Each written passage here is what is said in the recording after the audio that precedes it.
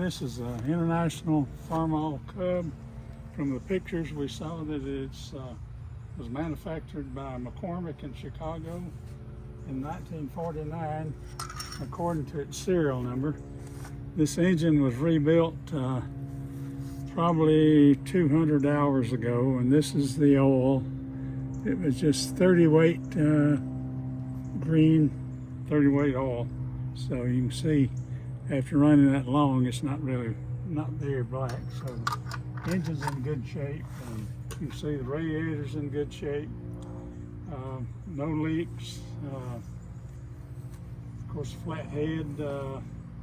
This has been converted to 12 volt positive ground, so the batteries are available, and so it works fine. Everything works. Let's walk around the other side.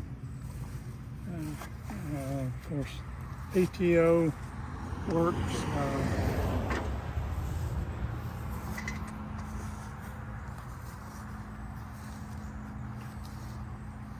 We got a standard 6 volt starter, works fine with 12 volts. The magnetic coil went out, so it's converted to an ignition coil, which works really well. So anyway, that seems to be about it right now. Later we'll make a video of it running. The problem is with the gas tank, it has to be cleaned out before we can attach it and make the engine run.